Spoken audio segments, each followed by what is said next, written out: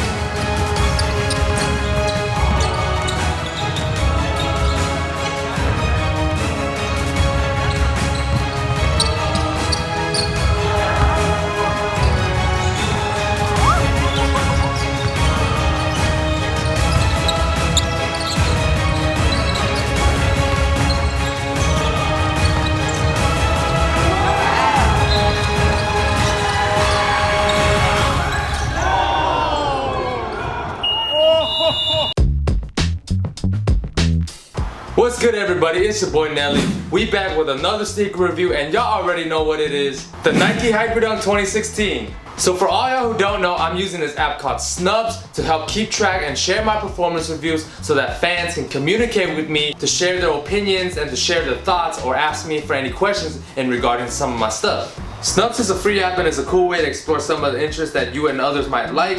Whether it's sneakers, fashion, accessories, or any other category, it's a cool way for everybody to get involved in everybody else's interests. So with all that being said, let's get into it.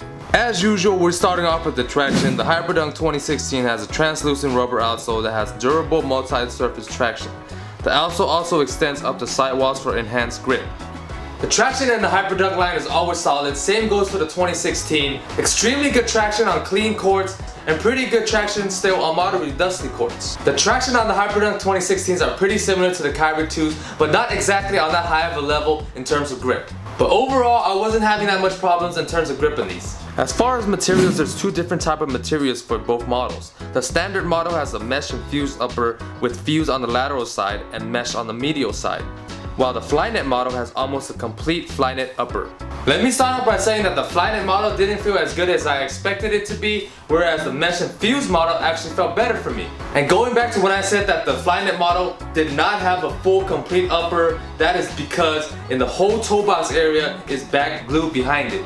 The Flyknit on these felt pretty similar to the Kobe 11 Elites, which I personally didn't really like that much. And they didn't feel like nothing like the free Flyknit KD9s, which are super comfy. And on the other hand, in the Fuse and upper model, I originally thought it was going to be pretty stiff, but it's actually pretty soft and flexible. Plus, it's more durable, so overall, for the materials, I'm going to have to go with the regular version.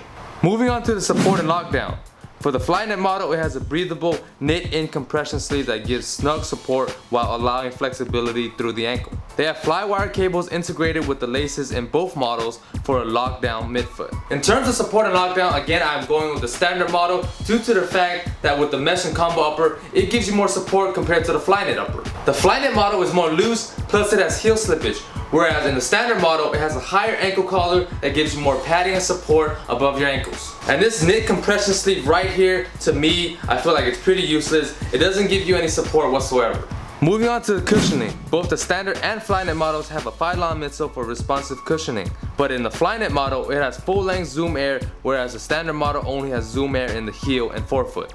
To be really honest with you guys, I didn't feel much of a significant difference in between the two models. Yeah, the Flyknit felt slightly a bit better due to the fact that it had full-length Zoom Air, but it ain't mind-blowing or anything like that compared to the KD9 Zoom Air. The cushioning on these are pretty firm and responsive, and overall they're pretty solid in both models. In terms of comfort and size fit for the Hyperdunk 2016, I would say it runs slightly a bit big. At first I went to the store and asked for a 10.5, but they didn't have a single 10.5 in any of the colorways, so I went ahead and got a 10 in both of these, and they fit pretty well. And in terms of overall comfort and fit, I like the comfort and fit of the standard version more than the Flyknit. The Flyknit, like I said, felt too loose, and when I tied the shoelaces pretty tight, they really hurt my feet. And plus, I didn't really like that hard, stiff feeling around the upper, due to the backing of the glue. The overall fitment and comfort on the standard model was really good. Surprisingly, better than I expected. These aren't a bad play. As far as pricing goes, the standard model goes for $140, whereas the Flyknit model goes for a whopping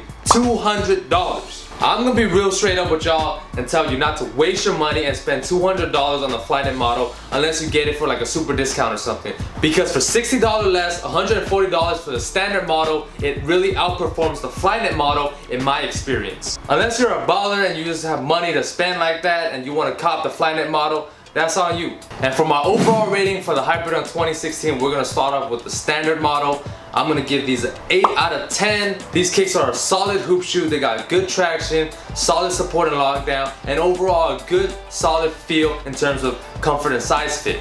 They're pretty much like all the other Hyperdunks over the years, just a standard solid hoop shoe. I personally like the standard model over the Flyknit model overall in every aspect. Plus, it's more durable. And for the Flyknit model, I will give these a 7 out of 10 because overall the comfort and the fitment of this shoe didn't feel as good as I expected it to be.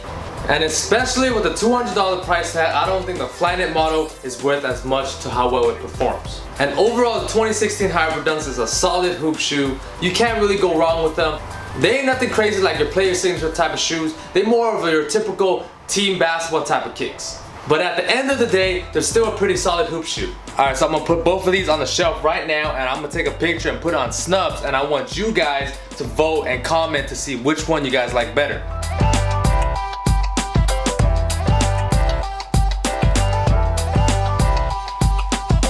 Which Hyperdunk do you guys like better?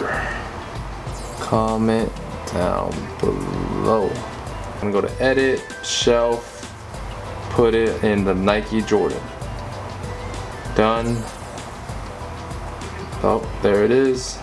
Boom. Make sure to comment, guys. Let me know which Hyperdunk you guys like better. Thank you guys again for watching that sneaker review on the Nike Hyperdunk 2016. Make sure to follow me on Snubs. I'll be posting a lot of new kicks and sneak peeks for future sneaker reviews that I'll be doing. So get on it right now, comment and let me know what you guys think about some of the stuff that I have. Don't forget to leave down in the comments below whether you guys have the Hyperdunk 2016, whether you guys like them, you guys dislike them. Watch this video over here, watch this video over here. Don't forget to subscribe up here, and until next time, I'm out. Peace!